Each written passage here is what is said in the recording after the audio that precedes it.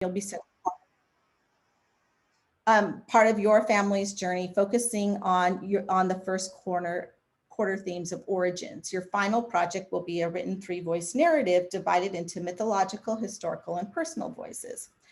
Okay, so I give the procedure, etc., which you're going to have access to all of this. And so I'm asking finally, after they collect all these pieces and they write in each of these ways. And meanwhile, I'm supporting them throughout, the unit with mini lessons. And, we have a gallery walk. Everybody shares their piece.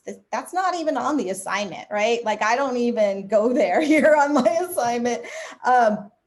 And I do ask them to do an illustration and a golden line on another page. And then I grade them on this rubric. Holy camole, the rubric. So I'm looking at this rubric now with fresh eyes. I'm looking at this assignment, a couple of years later with fresh eyes. And here I am, with my new juniors, they're juniors, and I'm asking them to go through all of these written hoops, right? And jump through all these written hoops, and I'm grading them on this howling rubric. And so, I'm asking them to write in a lively voice of a storyteller. I'm asking them, to do all of these things, mythological, historical, personal. I don't know if you can scroll up. I'm asking them to connect it to motifs. I'm asking them, to interview elders. I'm out, this is just out of control, right? And then I also have my, my mechanics and my editing, and all of this, not on my lower level of the rubric. For example, in personal voice, I'm saying, oh, it's not related to the theme. It has insufficient narration. It's not written in the first person point of view. And so, this rubric is just so out of control. I can't, and if we're going to spend a little bit more time, and, if you see things that are out of control, go ahead and put them in the chat. At this point, you won't hurt my feelings, but, as you notice crazy things, don't put them in the chat. That's fine. So what I would thought with my inquiry, if I was to do this again, and I do, and oh yeah, visual is messy or unfinished, it's just, it's pure howling. So what can I do? What could I have done to improve this? And I really thought about, everything that we had been talking about this year. And I thought, this assignment was one of the things about this assignment was them getting to know my students, and also for them to get to know each other, right? How much more powerful would it have been, and them to find joy in the writing, right? And for them to, share their cultures and their origins. How much more powerful would it have been if I would have still done the mini lessons and shared what M. Scott Mama Day did, and just let them figure out how they wanted to share that origin and their culture with, with me, with each other. And what if instead of doing that rubric, instead I had them write a deep reflection? And so I was reminded, my son, he loves to draw, he loves art. And one year he had this teacher, and the teacher said, hey, I'm going to show you all the skills, and you're going to do whatever project that you want to do, and then write your artist intention. And I sort of took a page from that, and my son had so much joy in that classroom, right? And he created these amazing things. And so I took a page from Habit. It's the studio Habits of Mind, art reflection. And so I took, some of those, habits of mind for artist studio, and I turned that into a reflection for my students. So, talking about development of craft. Can we scroll down just a little bit? And then, I know we have scope in Puente, but, engaging and persisting, envisioning, talking about the process, expressing how, why did they express it in a certain way, reflecting, stretching, how did this challenge them? And then also, more about collaborating and what they learned from other students and creating community. And when I, and I felt like, if, and I do want to do, I am going to be working with some students this year and actually doing this assignment and doing this inquiry and sharing with you, you know, in the spring, how it went. So, so this is today. And I'm going to just stop right there for questions and comments before we kind of move on.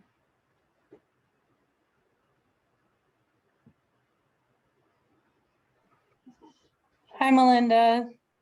Hi. It's Jeannie. Hi, Jeannie. My question is, when the students choose each category here on the reflection, do they pick one of the 3 sentences to choose from? I'm going to have them pick. I'm still, this is a work in progress, the one that I'm going to be doing. This is what I came up with as like my first draft for their reflection instead of the rubric.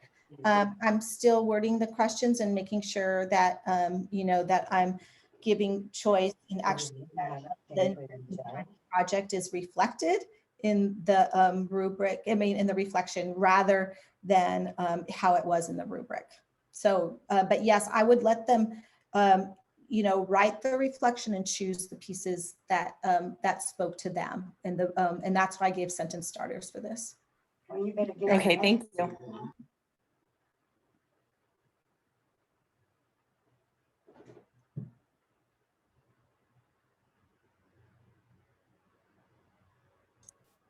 Sarah has a question, Melinda. Oh, okay, yeah, go ahead. Can you unmute yourself? I'm sorry. Hear me? I hear you. Okay. So my question is, I really like the reflect that you're adding, but rubrics are for like teacher grading, and I'm wondering what you're doing for grading if you're going to abandon the rubric. Like, what are you going to use to like have your base level, if that makes sense? Yeah. I think what I'm going to do, and you know, I really haven't, what I'm going to do is that, did they turn it in and do the reflection and finish the project and present it and make those points, right? And so what I'm going to do is, you know, the gallery walk, right? Are you, you know, sharing and turning it in and doing the reflection. If they get all those things, I'm going to give them full credit. And full credit's going to be an A. They did what they were supposed to do. And, you know, I also have all of my little mini assignments that I'm doing with my mini lessons. So each of those are going to have, you know, a completion piece as well. So, you know, when we did the personal, and, you know, the mini lessons, this was just kind of like one example of a mini lesson. I'm going to revamp my mini lessons. I put one example in there, and I need to keep working on some of the other ones. And so they'll have to be completing each of these. So yeah, it's going to be more of a process. And this is the old one. I just included those PowerPoints from the mini lessons. So I'm excited about it. And you know, and I hope that my students find more joy in the assignment.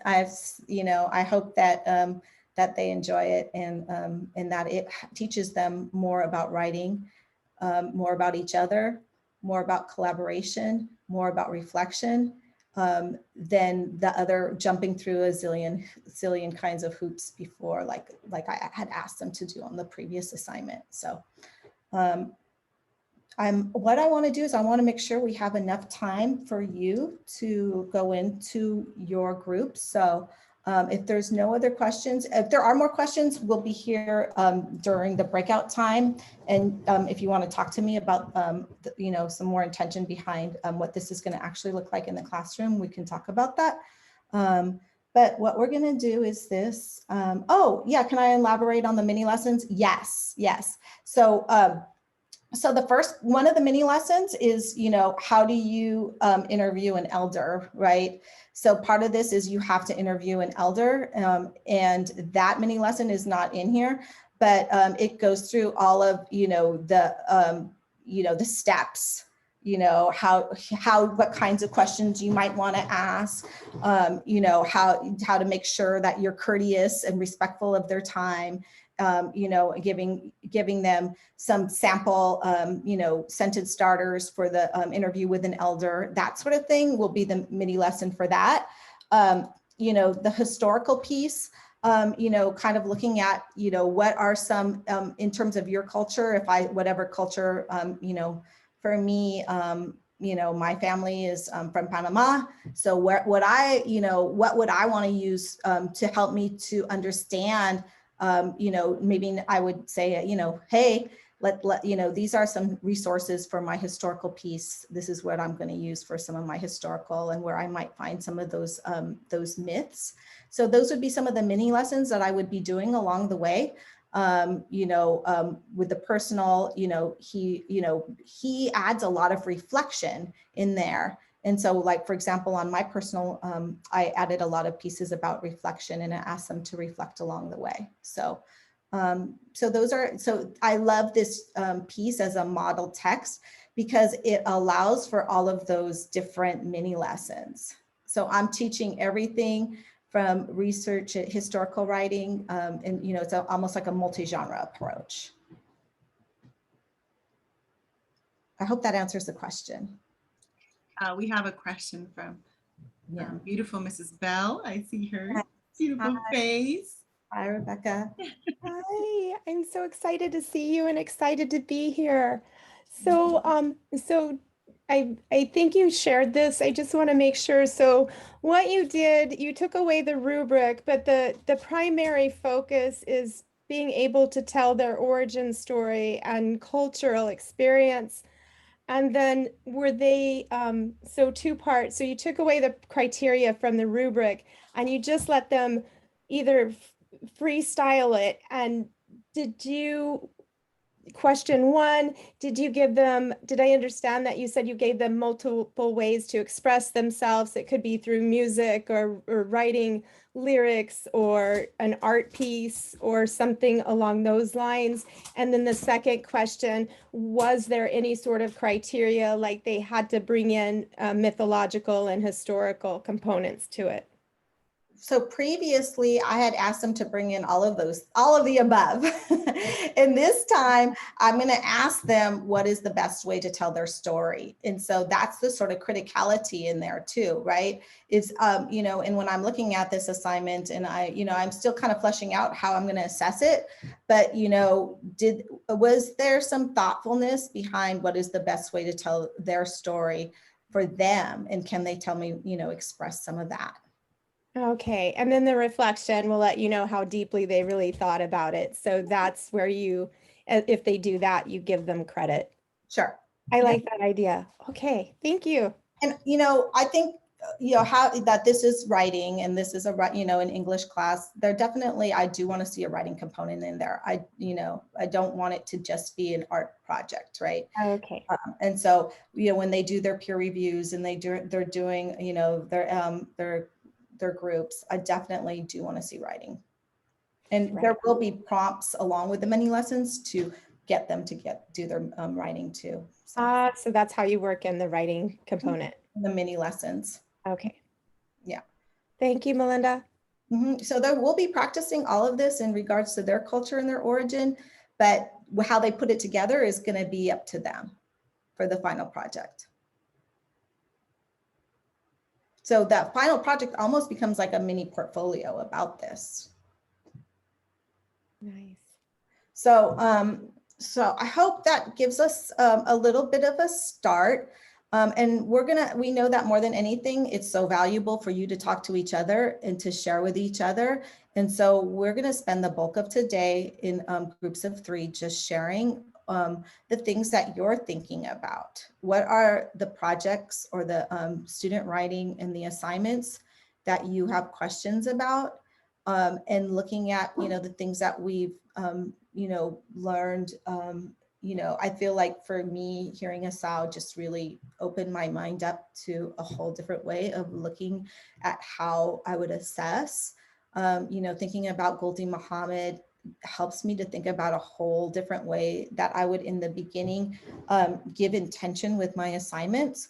And so just thinking ahead for this next piece would be, you know, giving context what does this assignment look like in your class? I gave you a tiny bit of context, and what I was just doing is kind of modeling your conversation a bit, right?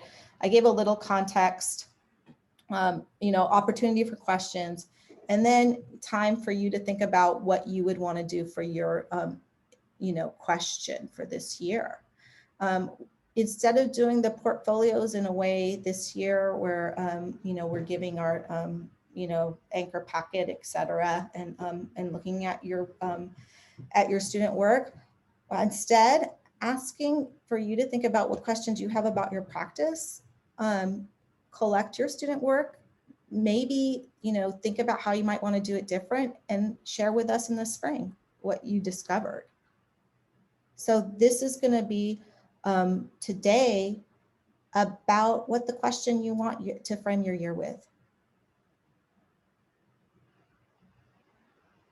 So the first thing that we're going to do is we're going to be in there for 45 minutes. 15, it's going to be groups of 3. So everybody will have 15 minutes to share your piece. And then after that, if you can discuss with your group what you're thinking, what direction you'd want to go with it, and get some feedback from them. And then we'll go on to the next round for 45 minutes.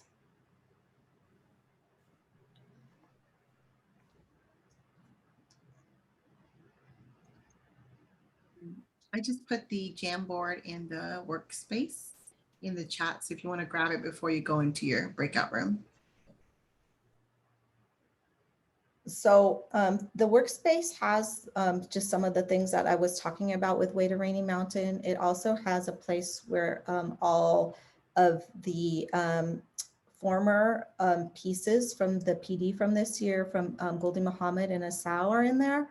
And so those are just like a reference place. And what we're just asking, if you could put your inquiry question on the Jamboard.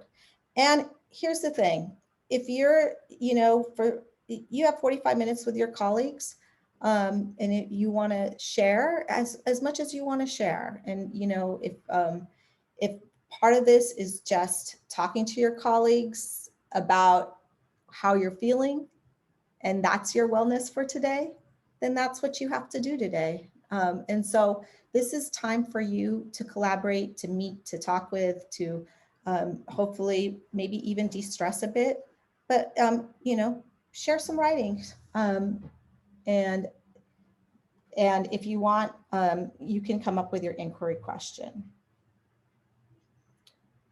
So does that work for folks? Do people have questions about the instructions?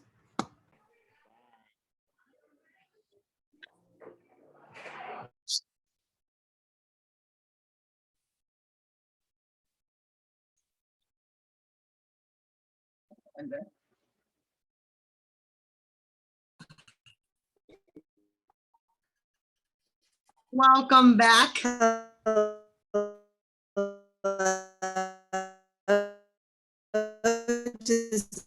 Oh, Melinda, just stay on mute.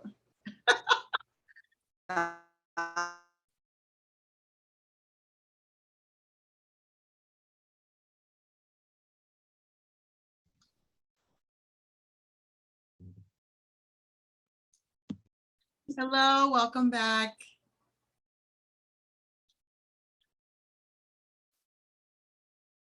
Hello, hello, welcome back.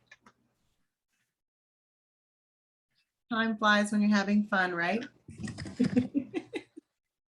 Okay, so it looks, I think everyone is back. We might be missing one or two, but while they trickle in, which brave soul would like to go first? Which group? Just kind of debrief how that was for you. You can either raise your hand or just unmute yourself. Who's willing to be vulnerable on a Friday night? I'm just kidding. Okay, let me see. Where am I? Don't make me pick because I would just pick randomly. I will there go. you go. Thank you, Nat. All right. So I think my big, I guess, question was in doing this and kind of looking at Melinda's work, is the intention of the program kind of to move in a different direction in terms of, for example, for the portfolio this year, are we not looking at necessarily student work, but we're looking instead at our own practice and to essentially reevaluate and to, I don't know, that was my big question of like, is that the direction, or, you know, am I still, I don't know. It felt like there's a pivot happening, and is that what's happening, or? Yes and yes. Is Melinda here? She is, but she lost power to her home. So The only reason why I ask is I because don't see her. I asked the same There she is. question and she had a brilliant answer. And so that's why I was asking if she was here. She is here. I don't know if I don't know if she can unmute. Melinda, can you unmute yourself? Or where'd she go? I see her face. Yeah, she just lost power to her house. Oh no. So she might not be able to join. Sharon, do you want to share her brilliant? Okay, so what she said, because I asked the same exact question, and she said the portfolio has always been a process for us to not just look at student work, but to examine our practice as well, that led to the student work. And she said this year that what we're looking at is looking at our practice and how that the work that we're doing is helping students to have assignments that are richer and reflect them, like who they are. So yeah, because my what I'm working on does not fit our old framework at all. So that's Right. what she said, because that's what I was asking. I'm like, how is this going to work in the end with the portfolio and the scoring guides? And that was her answer. Yes, beautifully said. Does that answer your question, Annette, or do you need a little bit more? It's like we're on this journey together, right? It's gonna look different for each of us because we are all each on our own journey, right? Just like as individuals, as teachers, as educators. So it's gonna look different. So it's hard for us, and Melinda and I have these discussions all the time, right? It's hard for us to say, this is what it's going to look like a digital portfolio or this or that, because everyone is kind of going to be at their own, you know, what we call like entry point, right, to this journey. So we are okay with it being something that you kind of navigate through this year, and we're going to support that. We're okay with that. I hope that. So for example, just I know for my sophomores, for example, at our site, because we have like international, we have IB program and like the MYP, and there's all this stuff going on. And so I've always had to marry or manage those two. But one thing that they do, that they have to do in the sophomore year, is what's called the personal project. And so they get to pick their topic of inquiry, like what they want to like learn more about. They get to, they have to research it, but they get to decide like what's the product going to be, whether that is a model of something or they're going to make their own song, or I mean, whether it's a slideshow, whatever, but they have to, oops, sorry, but they have to, I'm on a sensor, but they have to do that. And so there's reflection pieces built into it that they have to do. So for example, like is that something I could use in what they do for my class? Because technically it's not something that's like graded in a class, but could I use it as part of what they use in the class? Because in terms of skill wise, they're using the skills, right? They're using those skills in terms of like their research skills. They're using, you know, what they're learning about formatting skills, but they're also using reflection and time management. And like, it's meant to be this culminating thing. Right. And so if they already have to do it for that, can I just kind of support them more in my class and then have them think about, okay, so how is this tied into Puente? Right. I would say yes, absolutely. That sounds like an amazing project and kind of fits the framework really well. So I would say yes to that. I just want to go to the chat. There is an inquiry question here from, let me just see, from Sarah, from Ms. Horn. It says, her inquiry Sure, I question. thought we were supposed to write them in there. No, it's okay. I'm just gonna, is it okay if I read it or do you want to read it? Yes, Okay. of course. So her inquiry question is copying an author's style limiting their creativity? How can I offer more choice and inspiration for a vignette project? And are there enough lessons to support their writing practice, right? That's an awesome one. Yes. The example that she went through at the beginning made me think, because she was talking about the copying of the style. And I'm like, I do the same thing when we finish House on Mango Street. I have them copy the style. And so that was making me wonder if I was limiting them by asking them to copy the style. I don't have that on part of like the rubric, like, so they don't lose points if they don't copy the style, but having that in the instructions is limiting them or causing like a block for some students. Can I answer that real quick, Sarah? You're back.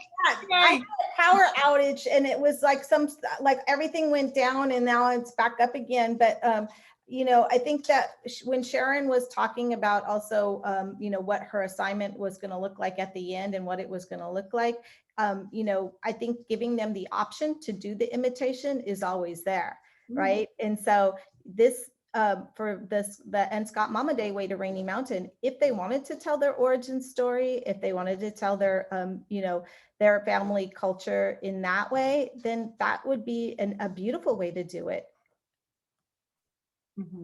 So it's not this or that, it's this and that, right? And so it looks like what you want it to look like, including the author imitation that and the model that you've been given. So if they've had a chance to do the mini lessons and to write in that voice and autobiography, right? And they've been able a chance to you know, compose their vignettes. They're learning how to write in that voice and in that way. But how it looks is going to be, here's one of the options. Right.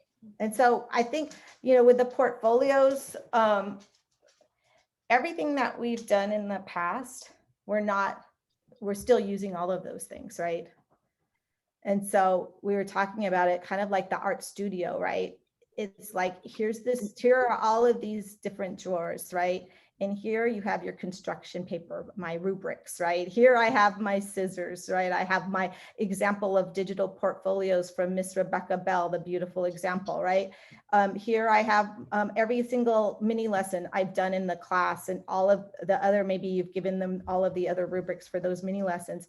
So here are all of the different tools that you can use and all the skills that you've developed, if that's how you would like to roll with your portfolios.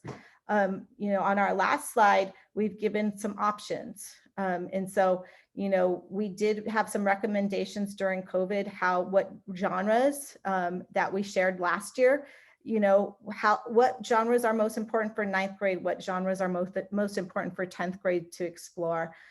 We do have the digital portfolios that have been talked about. We have our traditional portfolios, and that can be an example too. You know, does your portfolio, do you want to do it, you know, all with paper? We have the Cajita project, you know, as a way to frame everything. We have, you know, all our new, you know, Goldie Muhammad units that folks are working on. So, you know, what ideally we'd like to do is in the spring, if the questions that you're grappling with and the student work that you're collecting and the questions that you've come up with, and maybe they change over time, if we can keep sharing those, if we could just keep, you know, learning from each other, if we can just keep, you know, talking about this, and know that the traditional way that we have done portfolios, it's on hold for right now. And maybe after, you know, these discussions, we're going to be like, hey, we really need to go back to this way of doing things, and maybe hold for over, you know, a year is too long, and we need to keep, you know, coming back to that. But I feel like we've all learned so much over the last 2 years. that the way of doing it before, we still need to talk about how that is going to look for Puente teachers. And so it's not a this or that. I think it's, you know, what can it look like?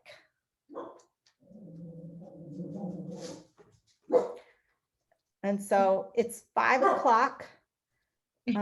We want to honor your time. So unless there's any other questions or comments. I just want to say thank you because I got a lot from this today. And I felt like I gave a lot too. So it was a great experience today. Thank you guys. And also thank you for honoring our time. That really made my day. Yay. I'm so glad. Yes, anytime Melinda and I can have like an Oprah moment where we can like give you all gifts, we take advantage.